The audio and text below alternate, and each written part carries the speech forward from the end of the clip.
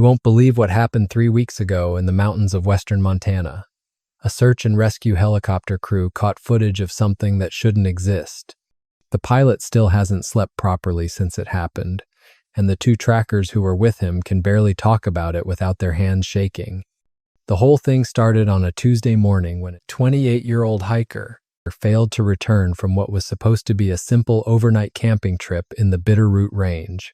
His girlfriend had dropped him off at the trailhead on Sunday afternoon, and he was supposed to call her Monday evening when he reached the road on the other side of the mountain. When Tuesday morning came and went with no word, she contacted the local sheriff's office. The missing hiker had experience in the wilderness and was well equipped with proper gear, GPS, and emergency supplies. His planned route followed established trails through a section of forest that rangers knew well. Under normal circumstances, someone with his experience shouldn't have had trouble completing the hike in the allotted time. But the area where he vanished was known for its deep ravine systems and thick forest cover that could easily disorient even experienced outdoorsmen. By Tuesday afternoon, the sheriff had organized a ground search team, but the terrain made it nearly impossible to cover effectively on foot. The forest stretched for miles in every direction, broken up by steep gorges and rocky outcroppings that could hide a person completely. After the ground team spent hours without finding any trace of the missing hiker, the decision was made to bring in helicopter support.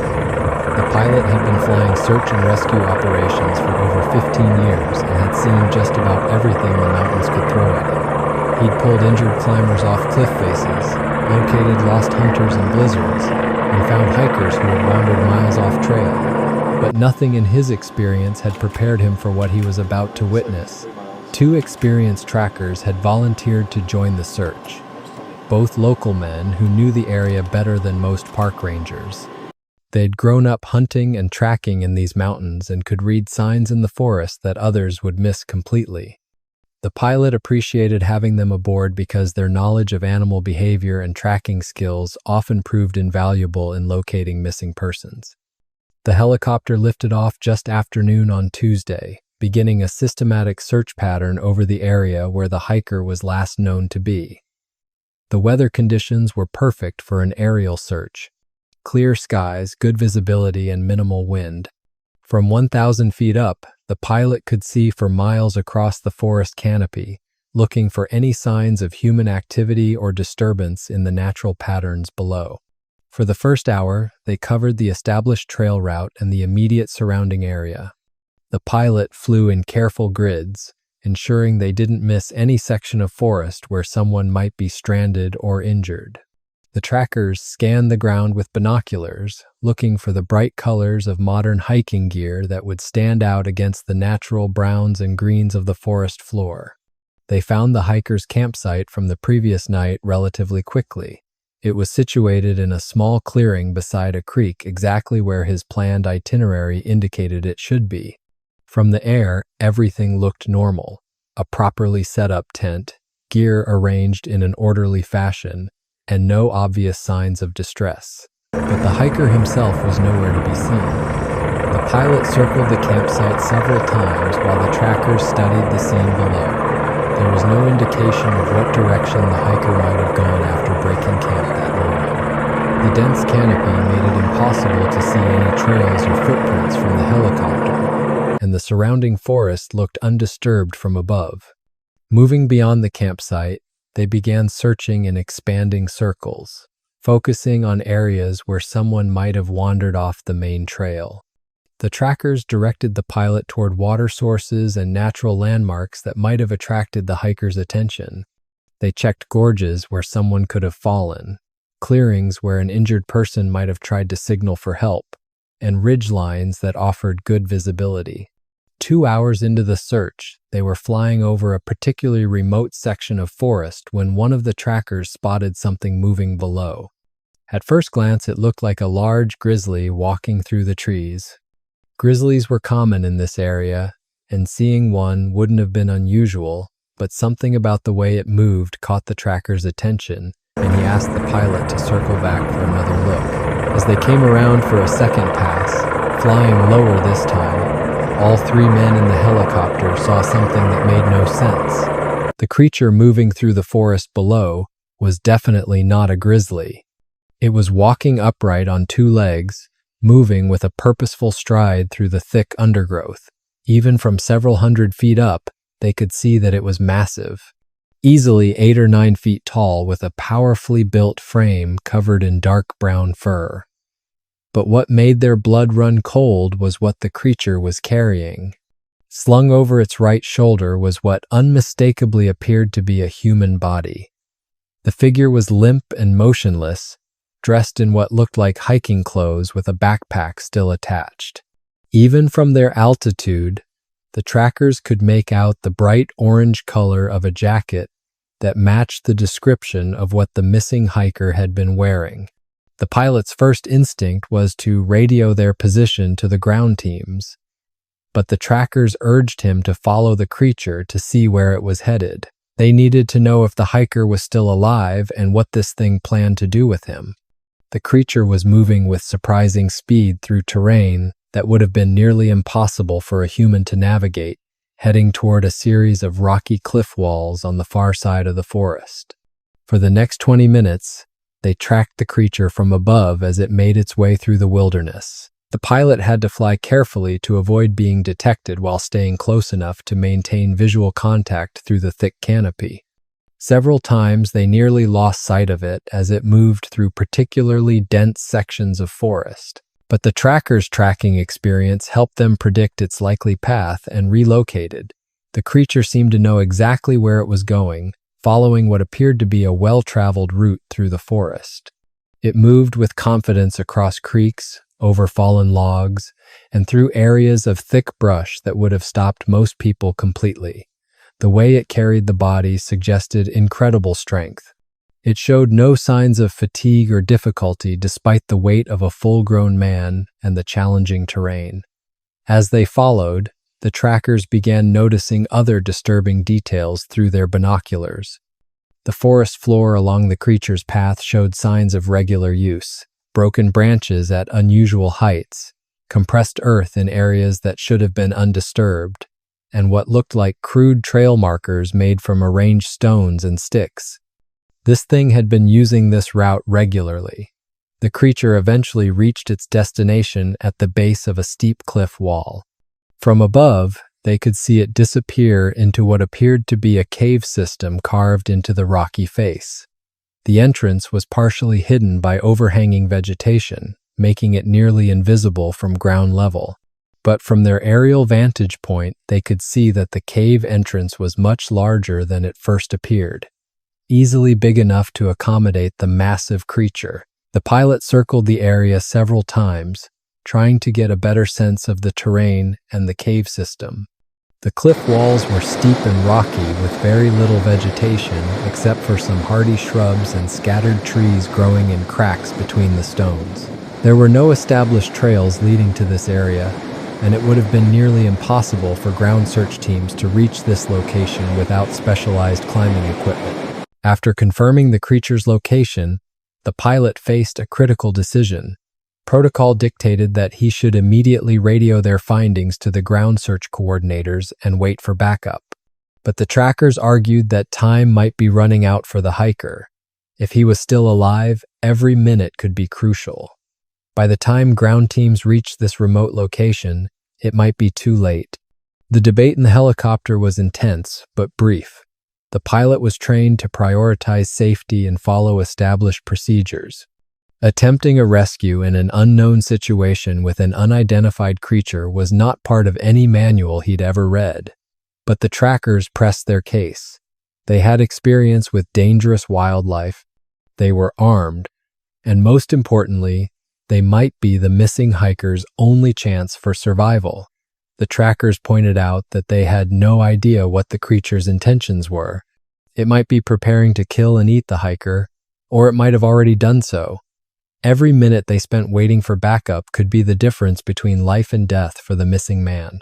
They also argued that approaching the situation with a large ground team might provoke the creature and put the hiker in even greater danger. Looking for a suitable landing spot near the cliff proved challenging. The terrain was rugged and heavily forested with very few clearings large enough to accommodate the helicopter. The pilot eventually located a small meadow about half a mile from where they'd seen the creature enter the cave. It was barely large enough for a safe landing, surrounded by tall trees that would make the approach tricky, but it was the best option available. As the pilot began his descent toward the meadow, his hands were shaking on the controls. In 15 years of search and rescue work, he had never encountered anything like this. Wild animals were unpredictable enough when cornered, but this creature was something else entirely. Its size and apparent intelligence made it potentially far more dangerous than any grizzly or mountain lion he'd dealt with before. The landing was rough but successful. The helicopter touched down in the center of the small clearing with barely 20 feet of clearance between the rotor blades and the surrounding trees. The pilot immediately began running through his post-landing checklist, but his mind was racing with doubts about what they were about to attempt. The trackers quickly gathered their equipment, rifles, ammunition, first aid supplies, rope, and radio equipment. They moved with the efficiency of men who had spent decades in the wilderness, but there was a tension in their movements that hadn't been there during routine hunting trips. They were preparing for something none of them had ever faced before. As they prepared to leave the helicopter, the pilot made it clear that he planned to stay with the aircraft. Standard procedure called for the pilot to remain with the helicopter during ground operations, and he had no training for tracking dangerous wildlife through the forest. His job was to maintain radio contact with base operations and be ready for immediate evacuation if needed. But the trackers had other ideas. They argued that they needed all the help they could get for what they were about to face. This wasn't a normal search and rescue operation, and normal procedures didn't apply. The creature they'd seen was larger and potentially more dangerous than anything they'd encountered before, and they couldn't afford to split their small team. The pilot resisted at first, explaining that leaving the helicopter unattended violated multiple safety protocols. But the trackers pressed their case with increasing urgency. They pointed out that the creature had demonstrated intelligence in its movements through the forest and its choice of shelter. They might need every advantage they could get to outthink and outmaneuver it. More importantly, they argued time was running out for the hiker. The longer they debated, the less likely it became that they would find him alive. If the creature had taken him as prey, it might already be too late. But if there was any chance the hiker was still breathing, they needed to act immediately. The pilot's fear was evident, but so was his sense of duty to the missing hiker. After several minutes of heated discussion, he made the decision that would haunt him for weeks afterward. He would accompany the trackers to the cave, but only after disabling the helicopter's engine to prevent theft and hiding the keys in a location known only to him.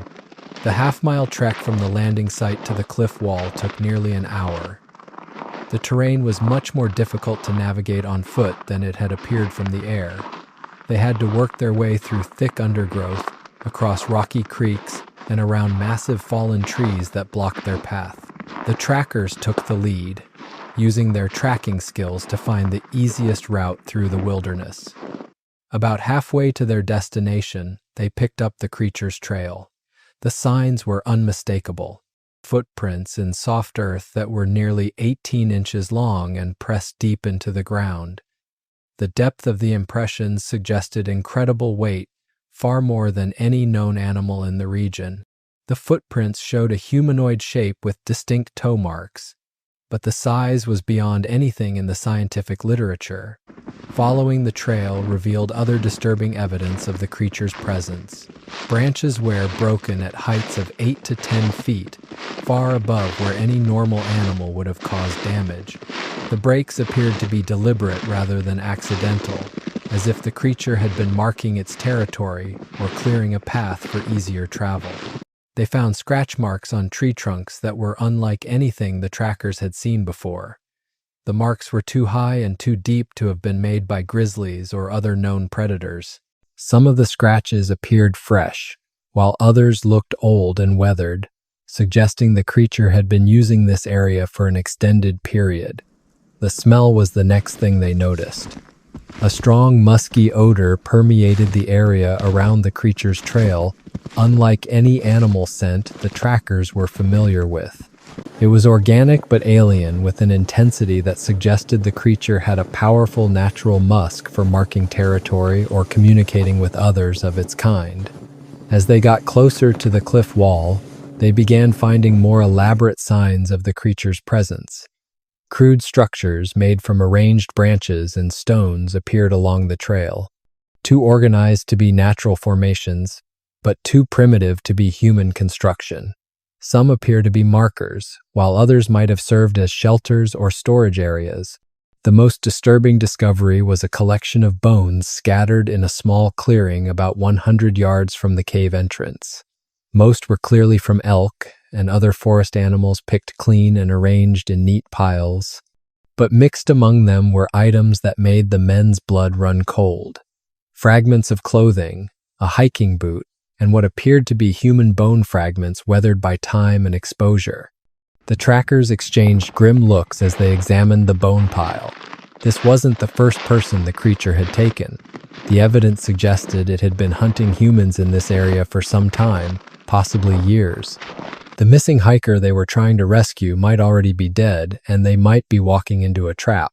But they pressed on toward the cave, moving more cautiously now that they understood the full scope of what they were dealing with. The creature wasn't just a wild animal acting on instinct.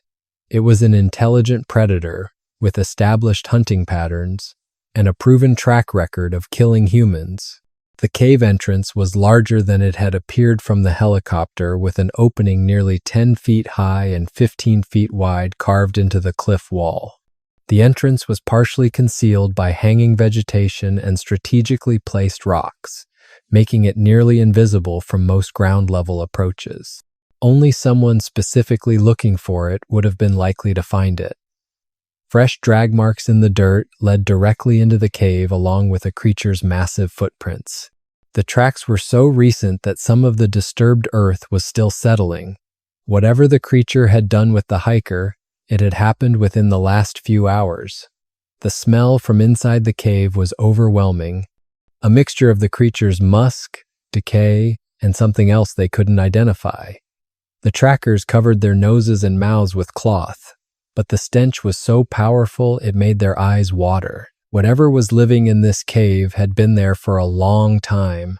They could hear sounds coming from deep within the cave system, scraping noises, heavy footsteps, and what sounded almost like primitive vocalizations.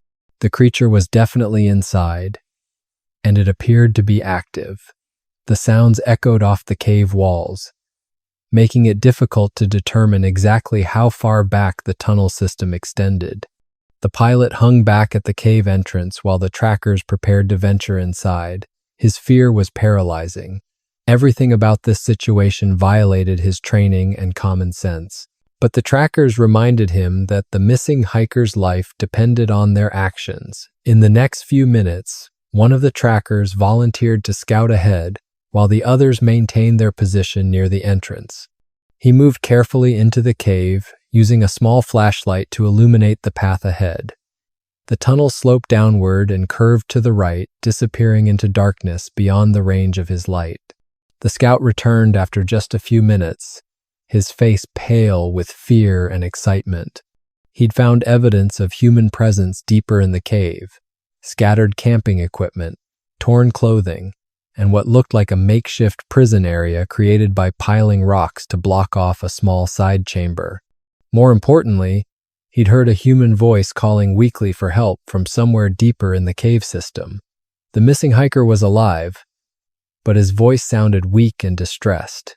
There was no time to waste on further planning or waiting for backup. They had to act immediately. The sounds of the creature's movement were getting closer to the cave entrance. It seemed to be aware of their presence and was investigating the disturbance. The trackers could hear its heavy footsteps and guttural breathing echoing through the tunnels. Whatever they were going to do, they had to do it quickly. The plan they developed was simple but dangerous. They would create a distraction to draw the creature away from the area where the hiker was being held, allowing one person to slip past and attempt a rescue.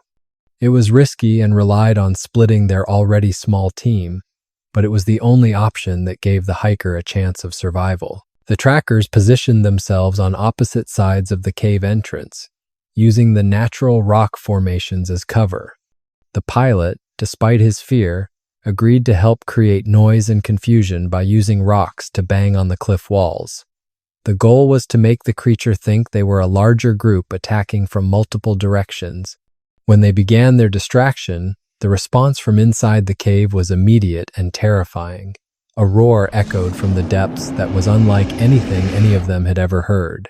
Deeper and more powerful than a grizzly, but with an intelligence and fury that was purely human, the creature was angry, and it was coming to investigate. Heavy footsteps pounded through the cave system, getting closer to the entrance with each passing second. The trackers could see a massive shadow moving in the darkness beyond their flashlight beams. When the creature finally appeared at the cave mouth, all three men froze in terror. The creature was even larger than it had appeared from the helicopter. Standing upright, it was easily 9 feet tall with shoulders that were nearly 4 feet wide. Its entire body was covered in thick, dark brown fur, except for its face, hands, and feet, which showed leathery, dark skin underneath. Its arms were disproportionately long, reaching nearly to its knees when it stood erect. But it was the creature's face that was most disturbing. While clearly not human, it showed an intelligence and awareness that was unmistakably humanoid. Its eyes were dark and calculating, studying the three men with what appeared to be tactical assessment rather than simple animal aggression. This thing was thinking, planning, and evaluating the threat they represented. The creature didn't charge immediately as they had expected. Instead, it positioned itself defensively at the cave entrance, blocking their access while studying their positions and weapons. It made low, rumbling vocalizations that sounded almost like attempts at communication, though in no language any of them recognized. What struck all three men was how methodically the creature assessed the situation. Its dark eyes moved from one tracker to the other, taking note of their weapons, their positioning, and their body language. When one of the trackers shifted his rifle slightly, the creature's attention immediately focused on the movement. This wasn't the behavior of a mindless beast. It was evaluating threats and planning its response. The creature's posture was defensive rather than aggressive. It stood with its massive arms partially extended, creating a barrier between the men and the cave entrance. But it didn't advance or make threatening gestures. Its breathing was controlled and steady, not the rapid panting of an animal in panic or rage. Everything about its demeanor suggested intelligence and restraint. The standoff continued for several tense minutes that felt like hours. The trackers kept their rifles trained on the creature, but hesitated to fire. Despite its obvious physical threat, there was something about its behavior that suggested it might be capable of reasoning. It wasn't attacking blindly, but seemed to be trying to understand their intentions and communicate its own. The creature began making different sounds, clicks, and grunts that varied in pitch and rhythm. At first, the men thought it might be calling to others of its kind, but gradually, they realized the sounds were directed at them. The creature was trying to communicate using a complex system of vocalizations that suggested language rather than simple animal noises. When the pilot accidentally kicked a small stone, causing it to clatter across the rocky ground, the creature immediately turned toward the sound. But instead of aggressive reaction, it tilted its head in what appeared to be curiosity. It made a series of soft clicking sounds and gestured toward the stone with one massive hand, as if asking what had caused the noise. From deeper in the cave, they could hear the weak voice of the missing hiker calling for help. The sound seemed to agitate the creature, which turned toward the voice and made what sounded like warning calls. But the tone wasn't threatening. It sounded more like a parent trying to calm a frightened child. The creature looked back at the three men and made gestures toward the cave, as if trying to explain something about the person inside. The behavior was puzzling and contradicted everything they had expected. Rather than aggressive, the creature seemed protective, almost as if it was guarding the hiker rather than preparing to harm him. When the hiker's voice grew weaker, the creature showed what could only be described as concern, shifting its weight from foot to foot and making soft, worried sounds. One of the trackers tried an experiment. He slowly lowered his rifle and took a step backward away from the cave entrance. The creature's response was immediate, but not violent. It relaxed its defensive posture slightly and made what sounded like approving noises. When the tracker raised his rifle again, the creature tensed and resumed its guarding position. It was clearly responding to their threat level and adjusting its behavior accordingly. The pilot, despite his fear, began to recognize patterns in the creature's vocalizations.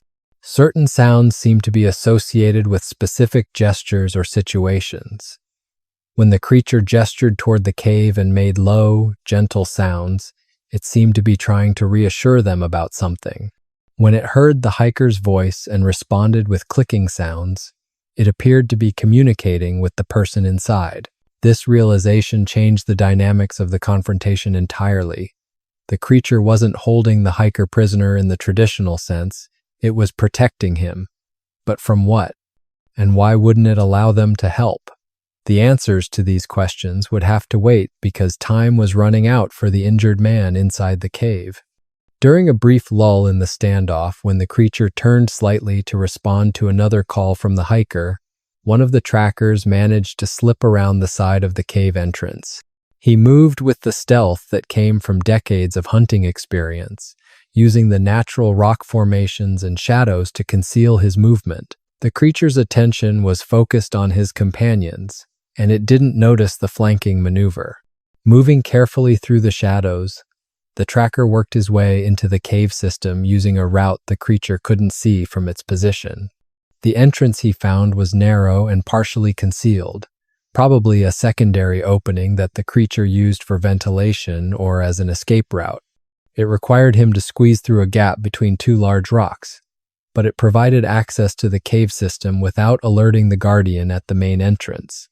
The rescue attempt was harrowing. The tracker had to navigate through a maze of tunnels and chambers following the sound of the hiker's voice while trying to avoid detection by the creature. The cave system was much more extensive than they had realized, with multiple levels and branches that could have hidden dozens of people. The secondary entrance led into a narrow passage that sloped downward at a steep angle. The tracker had to use his flashlight sparingly to avoid creating light that might alert the creature to his presence. The walls were smooth rock worn by years of water flow, and the floor was covered with a layer of soft earth that muffled his footsteps. As he moved deeper into the cave system, he began to understand the sophistication of the creature's domain. The tunnels weren't random formations, but appear to have been deliberately modified and improved. Loose rocks had been cleared from the pathways, and natural shelves in the rock walls had been organized with what looked like stored supplies, roots, berries, and other food items carefully arranged and preserved. The air in the caves was surprisingly fresh, suggesting a complex ventilation system that drew air from multiple surface openings. The temperature was constant and comfortable, making the cave system an ideal shelter from the harsh mountain weather. It was clear that the creature had been living here for a long time and had made significant improvements to make it suitable for long-term habitation. He found evidence of the creature's intelligence everywhere he looked. Tool marks on the walls showed where passages had been widened or smoothed. Primitive but effective drainage systems had been carved into the floors to channel water away from living areas. Even more sophisticated was a series of reflecting surfaces made from polished metal objects, probably lost or stolen items from campers that had been positioned to redirect light from the entrance deeper into the cave system. The hunter also discovered that the creature wasn't alone in the caves. Signs of other inhabitants were everywhere: smaller footprints, different sleeping areas, and evidence of a complex social structure. Some of the footprints were much smaller, suggesting young creatures, while others showed variations in size and gait that indicated multiple adults. This wasn't a solitary monster, but a family group with an organized society. Following the sound of the hiker's voice led him through several chambers that had clearly been designated for specific purposes. One area appeared to be used for food preparation with stone tools arranged on flat rock surfaces and evidence of controlled fires. Another chamber contained what looked like sleeping areas with beds made from gathered vegetation and animal furs arranged in neat rows. Most disturbing was a chamber that appeared to be dedicated to human artifacts. Backpacks, clothing, camping equipment, and personal items were carefully arranged and sorted. Some items showed signs of age and weathering, suggesting they had been collected over many years. But rather than being destroyed or scattered, everything was organized and preserved, almost like a museum collection. The hunter finally found the missing hiker in a small chamber that had been partially sealed off with rocks and debris, but not in the way they had originally thought. The barrier wasn't designed to keep the hiker prisoner, but to protect him from the deeper parts of the cave system. It was more like a hospital room than a prison cell, with soft bedding made from gathered materials and easy access to water from a small underground stream. The hiker was conscious but badly injured. Dehydrated despite having access to water with what appeared to be a broken leg and numerous cuts and bruises that showed signs of careful tending. Someone had cleaned and dressed his wounds using primitive but effective techniques and had been providing him with regular food and water to keep him alive. The hiker's story was even more bizarre than what they had witnessed. According to him, he had fallen into a ravine while trying to take a photograph and had injured his leg in the fall. Unable to climb out and with his cell phone damaged in the fall, he had resigned himself to waiting for rescue or death. But instead of dying, he had been found by the creature. Rather than attacking him, it had carefully lifted him out of the ravine and carried him to the cave. For the past 2 days, it had been bringing him water and food, mostly berries and roots, but enough to keep him alive. The hiker insisted that the creature had shown no intention of harming him. While it had prevented him from leaving the cave, it had also tended to his injuries as best it could, and had protected him from other predators in the forest. The makeshift prison he was being held in was more like a shelter designed to keep him safe while his injuries healed. This revelation changed everything about the rescue operation. The creature wasn't a mindless predator, but an intelligent being that had been trying to help the injured hiker in the only way it knew how. The bone pile they had found outside might have been from natural deaths or other predators, not evidence of the creature's hunting activities. But regardless of its intentions, they still needed to get the hiker to proper medical care. His injuries required treatment that the creature couldn't provide, and his family needed to know he was alive. The rescue had to continue, even if it meant betraying a creature that had been trying to help. Getting the injured hiker out of the cave proved to be the most dangerous part of the entire operation. He couldn't walk on his injured leg, so the hunter had to carry him through the narrow tunnels while trying to remain silent. Every step risked alerting the creature to their presence and potentially triggering a violent reaction. The journey back through the cave system was a nightmare of careful navigation and suppressed panic. The hunter had to retrace his route through passages that seemed much narrower when carrying another person. Several times they had to stop and rest when the injured hiker's pain became too intense, risking discovery with each delay. The most terrifying moments came when they heard the creature moving through the main tunnels nearby. Its heavy footsteps would echo through the rock passages, sometimes coming close enough that they could hear its breathing and low vocalizations. During these encounters, they would freeze in whatever position they were in, barely daring to breathe until the sounds moved away. At one point, they became completely lost in the maze of passages. The hunter had been so focused on avoiding detection that he had missed a crucial turn and led them into an unfamiliar section of the cave system. With the injured hiker growing weaker and their situation becoming increasingly desperate, they had to risk using the flashlight more frequently to find their way back to the correct route. The escape became even more complicated when they triggered what appeared to be some kind of primitive alarm system. The creature had arranged loose rocks in certain passages that would clatter and fall if disturbed. When the hunter accidentally kicked one of these warning systems, the sound echoed through the caves like a gunshot, immediately alerting the creature to their presence. The response was immediate and terrifying. They could hear the creature roaring with what sounded like rage and betrayal, its heavy footsteps pounding through the main tunnels as it searched for the intruders. The sound was so close and so powerful that rock dust began falling from the ceiling, and they could feel the vibrations through the cave floor.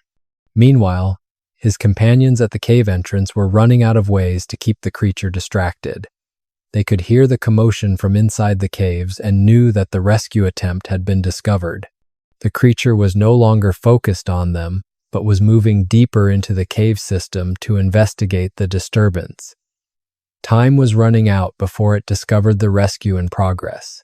The two remaining hunters had to make a split-second decision about whether to enter the caves to help their companion or maintain their position at the entrance.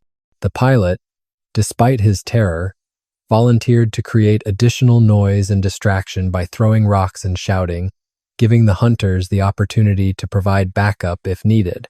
As the creature moved deeper into the caves, its vocalizations changed from the earlier attempts at communication to sounds of pure fury. The intelligence was still there, but now it was focused on tracking down whoever had invaded its domain and threatened its protected charge. The trackers outside could hear it systematically searching the cave system, getting closer to the rescue attempt with each passing minute. The extraction took nearly 30 minutes of careful movement through the cave system, with each minute feeling like an hour. The tracker, carrying the injured hiker, had to rest frequently, and several times they had to hide inside chambers when they heard the creature moving nearby. The injured man remained conscious throughout the ordeal, but was clearly in severe pain from being moved, occasionally letting out small sounds of distress that they feared might give away their position.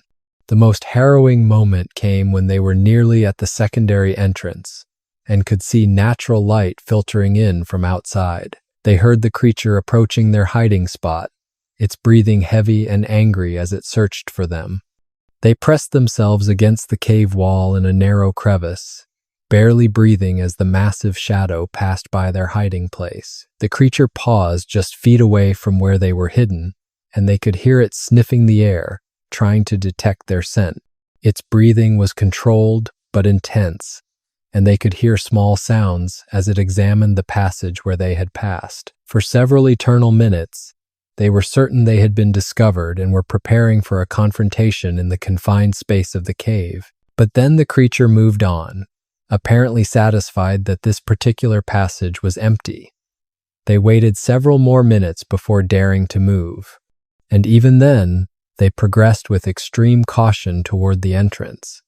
The injured hiker, despite his pain, showed remarkable self-control in remaining silent during this crucial phase of their escape. When they finally reached the cave entrance, the creature was nowhere to be seen, but they could hear it somewhere in the depths of the cave system, still searching. The other trackers quickly helped carry the injured hiker away from the cave and toward the helicopter, moving as quickly as the terrain would allow while trying to minimize noise that might alert their pursuer. But they hadn't gone more than 100 yards before they heard the creature behind them. It had discovered their deception and was pursuing them through the forest. The sounds of its approach were terrifying, crashing through the underbrush, roaring in what sounded like rage and betrayal and gaining ground despite their head start. The creature's pursuit was unlike anything they had ever experienced. It wasn't just chasing them, it was hunting them with intelligence and strategy. Instead of following their exact path, it took parallel routes through the forest that would allow it to cut them off before they reached the helicopter. They could hear it moving through the trees on both sides of their escape route, sometimes ahead of them, sometimes behind, but always getting closer. Several times during the pursuit, they caught glimpses of the massive form moving through the forest with impossible speed and agility. Despite its enormous size, it moved through the undergrowth like a shadow, barely disturbing the vegetation as it maneuvered to intercept them. The contrast between its bulk and its grace was terrifying and mesmerizing. The creature's vocalizations during the chase were complex and varied, ranging from roars of anger to what sounded almost like calls of distress. Sometimes it seemed to be trying to communicate with them, making the same clicking and grunting sounds they had heard at the cave entrance. But now those sounds carried undertones of betrayal and loss that were unmistakably emotional. The race back to the helicopter was the longest half-mile any of them had ever experienced, carrying an injured man through difficult terrain while being pursued by an enraged creature pushed all of them beyond their physical limits. The pilot, despite his fear, proved invaluable in helping to clear obstacles and navigate the route back to their landing site. Using his knowledge of the terrain from their earlier aerial survey, they could hear the creature getting closer with each passing minute. It was faster in the forest than they were, unencumbered by an injured person, and far more familiar with the terrain. Its pursuit was relentless, but also seemed calculated. It appeared to be herding them toward the helicopter rather than trying to stop them entirely, as if it wanted them to leave its territory with their rescued companion. The final sprint across the meadow to the helicopter was pure terror mixed with desperate hope. The creature emerged from the tree line just as they reached the aircraft, roaring its fury at their escape. But rather than attacking, it stopped at the edge of the clearing and watched as they loaded the injured hiker into the helicopter. In those final moments before takeoff, all of them got their clearest look at the creature. Standing in full daylight at the edge of the meadow, it was even more impressive and terrifying than they had imagined. Its massive frame was perfectly proportioned with muscle definition visible even through its thick fur. But it was the creature's face that haunted them, showing not just anger but genuine sadness and loss, as if it understood exactly what was happening and why. The creature made no attempt to attack the helicopter or prevent their escape. Instead, it stood watching them with what could only be described as resignation, occasionally making the same vocalizations they had heard earlier, but now with a tone of mourning rather than communication. It was saying goodbye to the injured human it had been protecting, and its grief was unmistakable. The pilot had never started an aircraft so quickly in his life. The engine spun up in record time, and they were airborne within minutes of reaching the helicopter. As they lifted off, all of them looked back at the meadow where the creature still stood, watching their departure with what appeared to be sadness rather than anger. The flight to the nearest hospital took 40 minutes, during which the injured hiker remained conscious and coherent. He continued to insist that the creature had saved his life and had never shown any intention of harming him. Without its intervention, he would have died in the gorge where he had fallen. The medical team at the hospital confirmed that the hiker's injuries, while serious, were not life-threatening. His broken leg would require surgery and weeks of recovery, but he would make a full recovery. More importantly, his vital signs showed that he had been adequately hydrated and nourished during his captivity, supporting his claims about the creature's care. The official report filed with the search and rescue authorities mentioned the successful recovery of the missing hiker, but provided minimal details about the circumstances of his rescue. The three men agreed to keep the full story confidential, partly to protect the creature from potential hunters or researchers, and partly because they knew no one would believe them anyway. But the pilot couldn't stop thinking about what they had witnessed.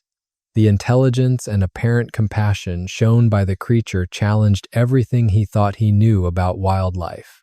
It had saved a human life, cared for an injured person for days, and had ultimately allowed them to take the hiker to safety without mounting a serious attack. In the weeks following the incident, the pilot found himself returning to the area during routine flights, looking for signs of the creature or its activities. He never saw it again, but he noticed that the cave entrance had been sealed with rocks and debris, as if the creature had abandoned its home after their intrusion. The two trackers also returned to the area several times, but they found no trace of the creature's continued presence. The bone pile had been scattered, the trail markers had been removed, and the forest showed no signs of the organized activity they had observed before. It was as if the creature had vanished completely. The injured hiker recovered fully from his ordeal and returned to hiking within 6 months. But he never again ventured into the remote areas of the forest where he had encountered the creature. He spoke occasionally about his experience to close friends, always emphasizing the creature's gentle treatment and apparent intelligence. The 3 men who participated in the rescue developed a bond that went beyond their shared experience. They met regularly to discuss what they had witnessed and to debate the implications of the creature's behavior. None of them had ever encountered anything in their previous wilderness experience that prepared them for what they had seen. The pilot eventually retired from search and rescue work, citing the physical and emotional demands of the job. But those who knew him well suspected that his decision was influenced by the knowledge that he might someday encounter something similar again, and he wasn't sure he had the courage to face it. The trackers continued their activities in the forest, but avoided the area around the cliff where they had found the creature. They occasionally heard stories from other outdoorsmen about strange sounds or unusual signs in the wilderness, but they never found evidence of the creature's continued presence in the region. The incident raised questions that none of them could answer satisfactorily. Was the creature unique, or were there others like it living in remote areas of the forest? Had it learned its behavior toward humans through previous contact, or was compassion a natural part of its character? Most importantly, had they done the right thing by taking the hiker away from a creature that was trying to help him? The injured hiker's recovery was complete, and he was grateful to be reunited with his family. But he often wondered about the fate of the creature that had saved his life. He hoped it had found a new home somewhere safe from human interference where its intelligence and apparent kindness wouldn't be seen as a threat. The helicopter pilot kept the footage he had captured during the initial search, but he never shared it with anyone outside the small group involved in the rescue.